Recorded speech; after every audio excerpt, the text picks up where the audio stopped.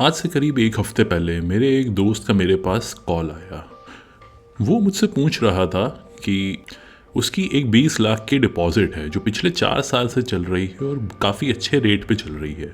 अब वो डिपॉजिट जो है मैच्योरिटी के पास है, 26 जनवरी 2026 को वो डिपॉजिट मैच्योर हो जाएगी। अब वो ये जानना चाहता है कि आखिर इस डिपॉजिट का वो क्या करे, क्या उसे बैंक में ही दोबारा से उसकी नई डिपॉजिट बनाए करंट रेट पे जो कि बहुत ही कम हो चुके हैं उसके एग्जिस्टिंग डिपॉजिट के रेट से, या फिर उसको किसी ने सजेस्ट किया है कि वो डेट फंड की तरफ एक बार मूव करे। तो वो मुझसे ये जानना चाहता था कि एफडी बेटर है कि डेट फंड बेटर है, क्योंकि इस टाइम पे बहुत सारे ऐसे इन्वेस्टर्स हैं मेरे इस दोस्त की तरह जिनका बहुत सारा अमाउंट डिपॉजिट्स में लगा हुआ है और वो रिन्यूअल के करीब हैं। अब ये बहुत बड़ी दुविधा है इन्वेस्टर्स के लिए कि वो इस पैसे को अभी डिपॉजिट में ही रिन्यू करें जहाँ पे उनको बहुत ही कम रेट ऑफ इंटरेस्ट ऑफर हो रहा है, या फिर वो इस पैसे को एक डेट फंड में लगा के थोड़ा सा ज़्यादा रिटर्न कमा सकते हैं, या फिर जो उनको पहले डिपॉजिट में मिला करता था एटलीस्ट उतना रिटर्न वो कमा ले जाएं। तो इस वीडियो में हम इसी टॉपिक के बारे में डिस्कस करेंगे और जानेंगे कि आखिर डिपॉजिट बेटर है या फिर एक डेट म्यूचुअल फंड बेटर है। तो एक बार फिर से स्वागत है आपका ऑलमाइटी रुपी पे। तो आइए शुरू करते हैं इस वीडियो को। सबसे पहले समझ लेते हैं कि आखिर एक फिक्स डिपॉजिट और एक डेट म्यूचुअल फंड में क्या डिफरेंसेस हैं, क्योंकि आप कहीं पे भी इन्वेस्ट कर रहे हैं तो उसके बारे में आपको पता होना चाहिए। तो इन दोनों ही इन्वेस्टमेंट एवेन्यूज़ के बारे में हम यहाँ पे क्या क्या डिफरेंट चीज़ें हैं समझने की कोशिश करते हैं। सबसे पहले हम लिक्विडिटी समझते हैं कि दोनों में आखिर किस तरह की। अगर हम एक बैंक फिक्स डिपॉजिट की बात करें तो वो एक हाईली लिक्विड इन्वेस्टमेंट होता है, यानी कि आप तुरंत अपने मोबाइल ऐप या इंटरनेट बैंकिंग से रिडीम करेंगे तो इमीडिएटली आपके अकाउंट में पैसा क्रेडिट हो जाएगा। वहीं पे अगर हम डेट म्यूचुअल फंड की बात करें तो वहां पे हमको T+1 से लेकर T+2 डेज तक का सेटलमेंट पीरियड देखने को मिलते हैं। अब वो डिपेंड करता है किस तरह के फंड में आखिर हमने इन्वेस्ट किया है। तो यहाँ पे हमारे पास इमीडिएटली पैसा नहीं आता है, लेकिन 1 वर्किंग डे या 2 वर्किंग डेज में हमारे पास पैसा अकाउंट में क्रेडिट होगा। आइए बात करते हैं कि आखिर क्या क्या चार्जेस लगते हैं जब आप इन इन्वेस्टमेंट्स को रिडीम कर रहे होते हैं। तो अगर आपने फिक्स डिपॉजिट कर रखी है और उसको आप रिडीम कर दे तो यूजुअली बैंक्स आपसे 1% की पेनल्टी लेंगी आपके इंटरेस्ट रेट पे। अब इसको समझते हैं क्योंकि बहुत सारे लोगों को इसकी क्लैरिटी नहीं होती है। तो मान लीजिए आपने जब डिपॉजिट बनाई थी तो वो डिपॉजिट बनी थी 7% पे और आपने वो डिपॉजिट बनाई थी 2 साल के पॉइंट ऑफ व्यू से। अब मान लीजिए आप उसको ब्रेक कर रहे हैं 1 साल पे ही, यानी आपने प्री मैच्योर विड्रॉल यहाँ पे करा हुआ है। अब मान लीजिए उस टाइम पे 1 साल का रेट ऑफ इंटरेस्ट था 6% का। तो बैंक जो है आपको जो इंटरेस्ट चार्ज करके लगाएगा वो 7% के हिसाब से नहीं जाएगा, क्योंकि आपने तो होल्ड सिर्फ 1 ही साल के पीरियड के लिए किया। तो बनते वक्त वो 6% चल रहा था 1 साल का पीरियड, तो वो 1 साल का पीरियड कंसिडर किया जाएगा, यानी 6% कंसिडर होगा आपके डिपॉजिट पे, और अब इस 6% पे 1% की पेनल्टी लगेगी। तो इसकी वजह से जो आपके पास इफेक्टिव रेट ऑफ इंटरेस्ट आपको मिलेगा जो डिपॉजिट पे वो हो जाएगा 5% का। तो यहाँ पे आपने अगर प्री मैच्योर विड्रॉल करा अपने डिपॉजिट को तो आपको 5% का effective rate of interest example पे देखने को मिलेगा। तो 1% penalty on FD interest rate apply होता है फिक्स डिपॉजिट के केस में।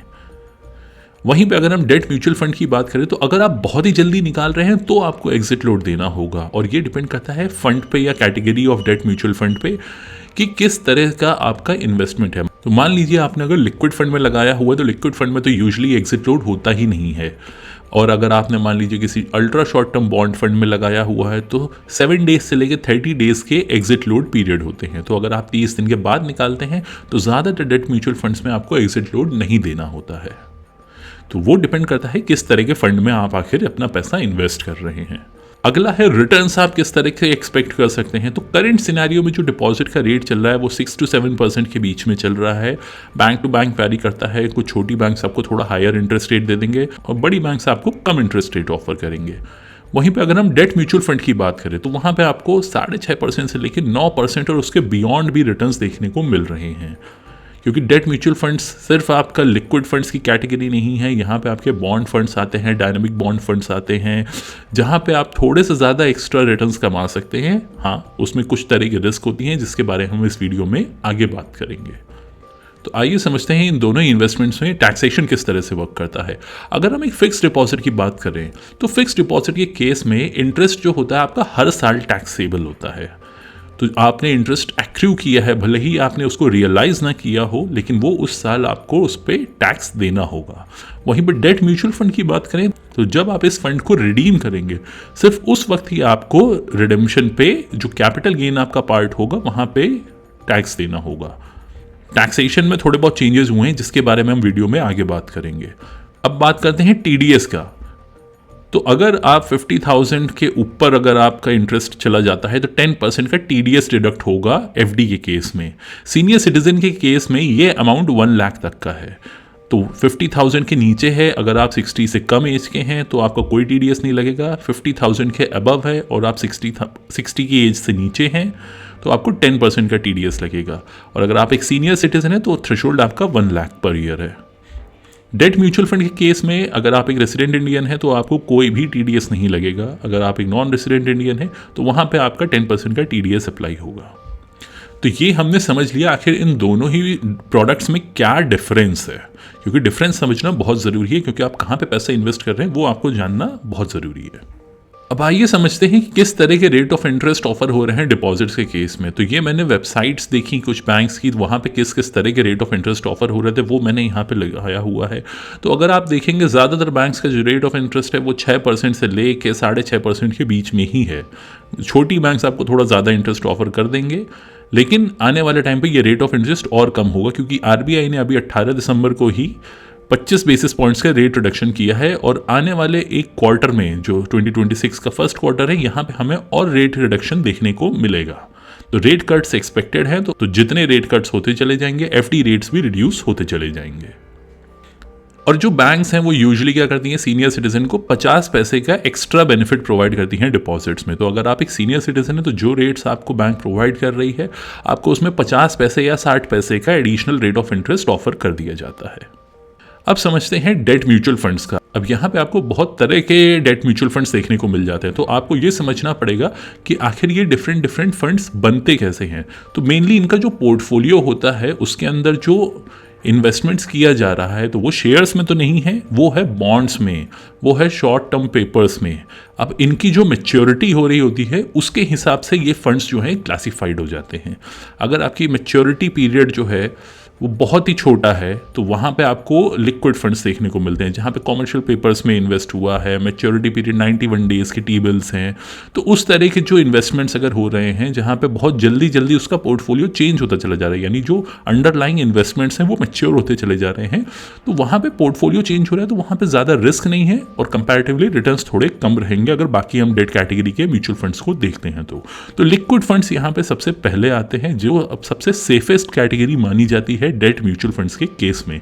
ये हाईली स्टेबल होते हैं, रिटर्न्स यहाँ पे आपको 5.75 से लेकर 6.5% तक का देखने को मिल सकते हैं। अगला है ultra short and low duration funds. यहाँ पे जो आपको रिटर्न्स मिलेंगे वो 6.5 से 7.7% तक का देखने को मिलेंगे, क्योंकि हर म्यूचुअल फंड कंपनी अलग तरह का पोर्टफोलियो बनाती है, उसके अंदर जो पेपर्स हैं वो अलग अलग कंपनीज़ के हैं। कुछ ज़्यादा रिस्क लेने के लिए, ज़्यादा रिटर्न्स कमाने के लिए लॉन्ग टर्म पेपर्स में लगाते हैं जिनकी क्रेडिट रेटिंग उतनी अच्छी नहीं होती है, तो वहाँ पे आपको थोड़े से एक्स्ट्रा रिटर्न्स देखने को मिल सकते हैं। तो अल्ट्रा शॉर्ट और लो ड्यूरेशन फंड्स में हमें 6.5 to 7.7% के रिटर्न्स देखने को मिलते हैं, लेकिन ये बहुत ही अच्छी कैटेगरी है अगर आप लगभग 7% या उसके थोड़ा ऊपर अगर आप रिटर्न्स कमाना चाहते हैं, क्योंकि रिस्क उसमें उतनी ज़्यादा है ही नहीं, क्योंकि यहाँ पे भी जो पोर्टफोलियो है वो चेंज हो रहा होता है और ये सूटेबल होते हैं अगर आप 6 महीने से 1 साल तक का अगर आपको पैसे की ज़रूरत नहीं है, तो आप जाहिर सी बात है आप इक्विटी में लगाना नहीं चाहेंगे इस छोटे से पीरियड के लिए, बट आप चाहेंगे थोड़ा सा अच्छा रिटर्न आपको मिल जाए एज़ कम्पेयर टू एफडी, तो ये एक अल्ट्रा शॉर्ट टर्म कैटेगरी और लो ड्यूरेशन बॉन्ड फंड्स की कैटेगरी काफ़ी अच्छी है। इसके बाद आता है आपका शॉर्ट ड्यूरेशन फंड्स। तो अगर आपका होराइजन 1 से 3 साल के बीच में है और आप इक्विटीज़ में लगाना नहीं चाहते हैं तो आप शॉर्ट ड्यूरेशन फंड्स को कंसिडर कर सकते हैं। ये आपको 7.6 से 8.2% के बीच में रिटर्न्स दे देंगे, डिपेंड करता है किस तरह के पेपर्स में अल्टीमेटली पैसा इन्वेस्ट हो रहा है। फिर आता है डायनामिक बॉन्ड फंड्स। अब इसको एक्टिवली मैनेज किया जाता है, तो इसमें जो इंस्ट्रूमेंट्स रखे जाते हैं वो अलग अलग मैच्योरिटी पीरियड के रखे जाते हैं। तो जो duration of a bond fund है वो थोड़ी सी लंबी होती है, जिसकी वजह से यहाँ पे जो हमें यील्ड देखने को मिलती है, जो रिटर्न्स देखने को मिलते हैं वो मोर देन 9% भी चले जाते हैं। तो इसमें आप 8% से एंड 9.5% एंड बियॉन्ड रिटर्न्स भी एक्सपेक्ट कर सकते हैं। तो जैसा मैंने आपको रिटर्न्स का बताया कि किस तरह के रिटर्न्स रहे हैं, और रिस्क प्रोफाइल के बेसिस में अगर आप देखें तो लिक्विड फंड सबसे कम रिस्क बियर करते हैं, तो सबसे कम रिटर्न्स भी देते हैं डेट कैटेगरी में। उसके बाद आपको शॉर्ट ड्यूरेशन फंड्स देखने को मिलेगा। एक कैटेगरी होती है गिल्ड फंड्स की, जहां पे गवर्नमेंट सिक्योरिटीज में पैसा इन्वेस्ट होता है। अब यहाँ पे आपकी डिफॉल्ट रिस्क खत्म हो जाती है, क्रेडिट रिस्क खत्म हो जाती है, क्योंकि गवर्नमेंट डिफॉल्ट नहीं करेगी। यहाँ पे इंडियन गवर्नमेंट के बॉन्ड्स में पैसा लगा हुआ है, आरबीआई बॉन्ड्स में पैसा लगा हुआ है, यहाँ पे डिफॉल्ट की प्रोबेबिलिटी बहुत ही कम है। तो इंटरेस्ट रेट रिस्क सिर्फ यहाँ पे बचेगा, क्रेडिट रिस्क चली जाएगी। दो तरह की देखिए रिस्क होती हैं जब आप डेट में इन्वेस्ट कर रहे होते हैं, कि अगर आपने पैसा लगाया है तो आपको पैसा वापस मिलेगा, कि जिस इंस्ट्रूमेंट पे पैसा अल्टीमेटली इन्वेस्ट हुआ है वो डिफॉल्ट कर देंगे अपने पेपर पे। उस रिस्क को हम कहते हैं क्रेडिट रिस्क। और एक रिस्क होती है जहां पे इंटरेस्ट रेट के मूवमेंट के बेसिस पे आपके जो रिटर्न्स हैं वो चेंज हो सकते हैं। वो डिपेंड करता है अल्टीमेटली जहां पे इन्वेस्ट हो रहा है, जिस इंस्ट्रूमेंट में, जिस पेपर में इन्वेस्ट हो रहा है, उसकी क्या मैच्योरिटी पीरियड है, क्या ड्यूरेशन है। सिंपल भाषा में समझे तो ये आज मैंने एक बॉन्ड खरीदा जो कि मुझे 7% का रेट ऑफ इंटरेस्ट दे रहा है, और आने वाले 6 महीने में इंटरेस्ट रेट जो है वो रिड्यूस हो गया। अब ये जो बॉन्ड है, ये मान लीजिए 7 साल का बॉन्ड है, और ये मुझे हर साल 7% रेट ऑफ इंटरेस्ट दे रहा है। अब ये 7% का जो रेट ऑफ इंटरेस्ट मुझको मिल रहा है, ये कांस्टेंट है अगले 7 साल के लिए। बट 6 महीने बाद रेट रिड्यूस हो गया, मान लीजिए 50 पैसे का रिडक्शन हो गया। अब जो उस टाइम पे जो नया बॉन्ड आएगा वो आएगा 6.5% पे। अब 6.5% वाला जो बॉन्ड है वो ऑब्वियस सी बात है, वो अगले 7 साल तक का आपको 6.5% का रेट ऑफ इंटरेस्ट देगा। तो वो जो अमाउंट है कंपैरेटिवली कम है, तो जाहिर सी बात है, तो जहाँ पे ज़्यादा पैसा मिल रहा होगा हर कोई उसको परचेज करना चाहेगा। तो जो 7% वाला बॉन्ड है उसकी प्राइस एप्रिशिएट होना शुरू हो जाती है, जिसकी वजह से 1000 रुपये का बॉन्ड जो है वो 1100 तक का चला जाता है या 1200 तक चला जाता है। तो जो बॉन्ड की प्राइस है वो इंक्रीज कर जाती है, जिसकी वजह से जो हमें यील्ड में देखने को मिलता है वो 7% नहीं, अब वो 7% से ज़्यादा बढ़ जाता है।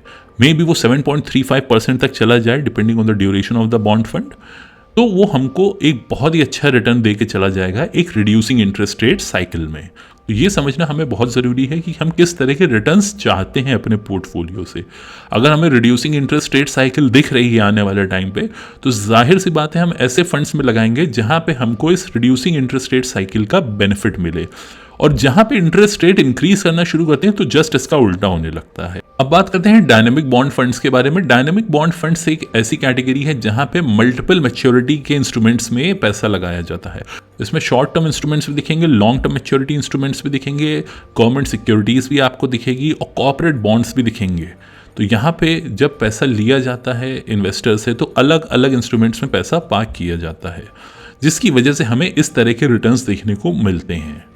तो आपको ज़्यादा डीप में जाने की ज़रूरत नहीं है। अगर आप एक अच्छे रिटर्न्स कमाना चाहते हैं, आपका होराइजन 1 से 3 साल के बीच में है, आप डायनेमिक बॉन्ड फंड्स में पैसा इन्वेस्ट कर सकते हैं। वो आपको लगभग 7.5% या उसके ऊपर भी रिटर्न्स देता चला जाएगा। डिपेंड करता है किस तरह के बॉन्ड फंड में लगाना चाहते हैं।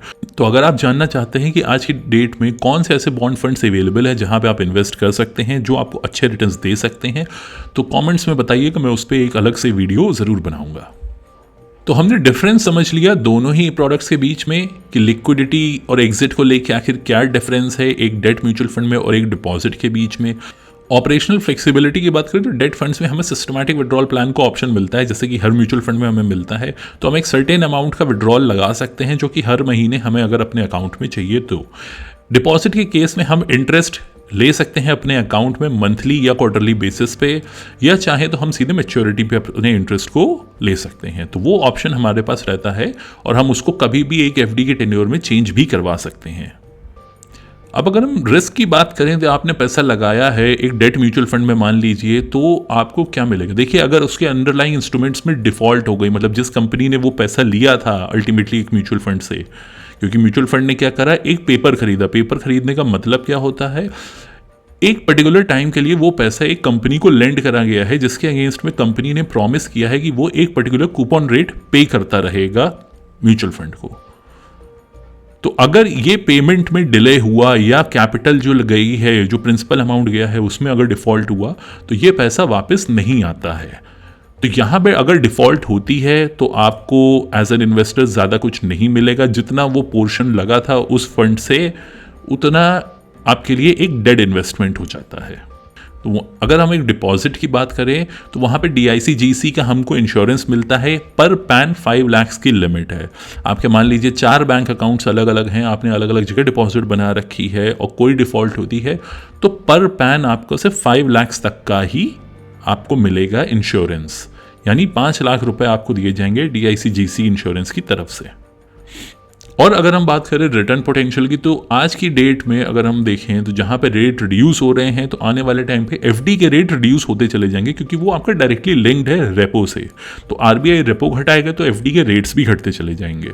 वहीं पे अगर हम एक डेट म्यूचुअल फंड की बात करें तो जैसे ही रेट घटना शुरू होते हैं डेट म्यूचुअल फंड्स के रिटर्न्स बढ़ना शुरू हो जाते हैं। तो एक रिड्यूसिंग इंटरेस्ट रेट साइकिल में डेट म्यूचुअल फंड्स के रिटर्न्स काफ़ी ज़्यादा बेटर हो जाते हैं as compare to a fixed deposit. 2026 में हमें रिड्यूसिंग इंटरेस्ट रेट साइकिल देखने को मिलने वाली है। अभी हमें 25 से 50 बेसिस पॉइंट्स का रेट कट हमें 2026 के फर्स्ट हाफ में शायद देखने को मिल जाए। तो FD रेट्स और नीचे चले जाएंगे और जो हमारे डेट फंड्स के रिटर्न्स हैं वो और बढ़ जाएंगे। तो अगर आपने एक ऐसे फंड में लगाया है जिसके थोड़ी सी ड्यूरेशन ज़्यादा है, लिक्विड फंड यानी नहीं है, अल्ट्रा शॉर्ट टर्म फंड नहीं है, आप डायनेमिक बॉन्ड फंड की तरफ जा सकते हैं। उस तरह की जो कैटेगरीज हैं जहाँ पे आपका लॉन्ग टर्म के लिए पेपर्स में पैसा इन्वेस्ट हो रहा है अल्टीमेटली, वो आपको थोड़े से ज़्यादा बेटर रिटर्न्स बना के दे देंगे। वहाँ पे आप 8.5-9% की यील्ड्स भी देखने को मिल सकती हैं आने वाले एक साल में। तो 2026 डेट फंड्स के लिए काफ़ी अच्छा सिनेरियो बन रहा है। दूसरी अपॉर्चुनिटी हमें दिख रही है गिल्ड फंड्स के केस में, क्योंकि गिल्ड फंड्स के केस में आपको कोई भी डिफ़ॉल्ट रिस्क नहीं फेस करनी पड़ती है, क्योंकि गवर्नमेंट डिफ़ॉल्ट नहीं करेगी। तो यहाँ पे जब इंटरेस्ट रेट रिड्यूस हो रहा है आपके पास डिफ़ॉल्ट रिस्क नहीं है, सिर्फ आपको इंटरेस्ट रेट रिस्क होती है जो कि अब आपके फेवर में काम कर रही है। तो यहाँ पे आपको इंक्रीजिंग रिटर्न्स देखने को मिलेंगे। तो एक बहुत ही अच्छी अपॉर्चुनिटी बन रही है जहाँ पे अब आपके गिल्ड फंड्स के रिटर्न्स काफ़ी अच्छे हो सकते हैं। अब जो टैक्सेशन का यहाँ पे चेंज हुआ है उसकी हम बात करते हैं। डिपॉजिट्स जैसे कि हमेशा से रहे हैं वो आपकी इनकम में क्लब हो जाते हैं, तो वो आपके एप्लीकेबल स्लैब रेट के बेसिस पे टैक्स होंगे। और अगर आप एक साल में आपका इंटरेस्ट अमाउंट 50,000 के ऊपर चला जाता है तो 10% का TDS अप्लाई होगा। सीनियर सिटीजन में 1 लाख का थ्रेशोल्ड है, मैंने आपको पहले ही बताया हुआ है। नहीं तो डेट म्यूचुअल फंड में अभी टैक्सेशन में चेंजेस आए हैं, वो मैं आपको एक्सप्लेन करता हूँ वो आखिर क्या है। अगर आपने कोई भी फंड, डेट म्यूचुअल फंड 1 अप्रैल 2023 के बाद अगर परचेज करा है तो उसमें जितने भी गेन्स आपके हैं वो शॉर्ट टर्म कैपिटल गेन में क्वालिफाई करेंगे। और short term capital gain for a debt fund का मतलब हुआ कि आपकी इनकम में जुड़ जाएंगे, जैसे कि डिपॉजिट के केस में होता है। तो जो भी आपकी टैक्स स्लैब होगी उसके बेसिस पे आपको यहाँ पे टैक्स देना होगा। यानी 1 अप्रैल 2023 के बाद परचेज करे हुए किसी भी डेट फंड में आप इन्वेस्ट करते हैं तो उसका टैक्सेशन सेम हो गया है जैसे कि डिपॉजिट्स में था। तो यहाँ पे कोई अब लॉन्ग टर्म कैपिटल गेन नाम की चीज़ नहीं है। जो इंडेक्सेशन बेनिफिट पहले मिलना करता था डेट फंड में वो अब खत्म हो गया। तो आज अगर आप एक डेट फंड में इन्वेस्ट करने जा रहे हैं तो आपके सारे ही कैपिटल गेन जितना उस फंड से बनेगा वो आपकी इनकम में आके जुड़ेगा और आपके टैक्स स्लैब के बेसिस पे आपको टैक्स देना होगा उस अमाउंट पे। तो इंडेक्सेशन खत्म हो गया है। तो यहाँ पे जो पहले एक प्लस पॉइंट हुआ करता था एक डेट म्यूचुअल फंड के पास FD के अगेंस्ट, वो चीज़ जो है अब लेवल हो चुकी है। तो डिपॉजिट और डेट म्यूचुअल फंड दोनों अब सेम प्लेइंग फील्ड में हैं। तो यहाँ से अब जो रिटर्न्स आपको ज़्यादा देगा वो आपके लिए बेटर है। दोनों में से अब जो पहले एक टैक्स बेनिफिट मिल जाता था हमको डेट म्यूचुअल फंड्स में, वो अब ख़त्म कर दिया है गवर्नमेंट ने। तो आइए समझते हैं अब इस क्वेश्चन का आंसर कि अगर आप डिपॉजिट्स में आपका पैसा पड़ा हुआ है, जैसे कि मेरे दोस्त का 20 लाख रुपए पड़ा हुआ था डिपॉजिट्स में, तो उसे क्या वो डिपॉजिट में कंटिन्यू करना चाहिए या वो डेट म्यूचुअल फंड की तरफ मूव करे। तो देखिए इस सिनेरियो में अगर आप डिपॉजिट से बहुत ज़्यादा कंफर्टेबल हैं तो आप डिपॉजिट करिए और डेट म्यूचुअल फंड की तरफ आप जाना नहीं चाहते हैं तो। लेकिन अगर आप हल्का सा भी इंक्लाइंड हैं, आप चाहते हैं मुझे थोड़ा सा एडिशनल रिटर्न कमा लूँ, 50 पैसे 100 बेसिस पॉइंट्स का एक्स्ट्रा रिटर्न अगर मैं कमा सकता हूँ डेट म्यूचुअल फंड में लगा के, तो बिल्कुल आपको डेट म्यूचुअल फंड्स को कंसिडर करना चाहिए। डेट म्यूचुअल फंड्स में आपको मैंने ऑप्शंस अलग अलग तरह के हैं बता दिए हैं। सारी AMCs के सब तरह के फंड्स मौजूद हैं, आप उसको लगा सकते हैं। अगर आप कंपैरिजन वीडियो किन्हीं 2 फंड्स या किसी एक कैटेगरी के बीच देखना चाहते हैं तो मुझे कॉमेंट्स में ज़रूर बताइएगा। कुछ चीज़ें मैं आपको बताना चाहूँगा। अगर आपके पास इमरजेंसी फंड है, उसको आप इन्वेस्ट कर रहे थे अभी तक डिपॉजिट में, तो उसको अब आप लिक्विड फंड की तरफ उसका कुछ पोर्शन मूव कर सकते हैं। अगर आप 100% से कंफर्टेबल है तो 100% मूव कर लीजिए। अगर आप 100% नहीं है तो एटलीस्ट 50-60% आप उस इमरजेंसी फंड का पोर्शन लिक्विड फंड में पार्क कर दीजिए। गारंटीड इनकम की अगर बात करें तो वहाँ पे आपको पहले डिपॉजिट के केस में मिल जाती थी, अब वो अमाउंट जो है वो कंपैरेटिवली और कम हो जाएगा। तो अगर आप एक रिटायर्ड पर्सन है और आप एक मंथली इनकम के लिए डिपॉजिट्स पे ही पूरा डिपेंडेंट थे, तो अब आपको ये समझना होगा कि जो पहले आपको जो इंटरेस्ट आता था अगर आपकी डिपॉजिट रिन्यू होती है या आप नई डिपॉजिट बनाते हैं, तो वो अमाउंट आपके लिए कम हो जाने वाला है। तो अगर आपका खर्चा उससे चलता था तो आपको अब कम पैसा मिलेगा अपने खर्चा करने के लिए। तो अगर आप उस पैसे को सेम अमाउंट या उससे थोड़ा ज़्यादा बनाना चाहते हैं तो आपको डेट म्यूचुअल फंड्स की तरफ जाना ही पड़ेगा। और प्लस डाइवर्सिफिकेशन के पॉइंट ऑफ व्यू से भी आपको थोड़ा सा पैसा अपना म्यूचुअल फंड्स की तरफ डालना चाहिए। डेट म्यूचुअल फंड एक ऐसी कैटेगरी है जहाँ पे आप डाल सकते हैं, आपको ज़्यादा कोई बड़ी रिस्क लेने की ज़रूरत नहीं है कि आप इक्विटीज़ और इन सब में आप कहीं डाल रहे हो। आप बेसिक से लिक्विड फंड में डाल दीजिए, अल्ट्रा शॉर्ट बॉन्ड फंड में डाल दीजिए। ये कैटेगरीज आपको अच्छे रिटर्न्स देके जा सकती हैं। हाँ, लेकिन स्टडी अपने एंड पे ज़रूर करिएगा, अपने एडवाइज़र से ज़रूर कंसल्ट करिएगा क्या ये फंड्स आपके लिए सूटेबल हैं कि नहीं हैं, क्योंकि सिर्फ पुराने रिटर्न्स देख के आपको इन्वेस्ट नहीं करना है।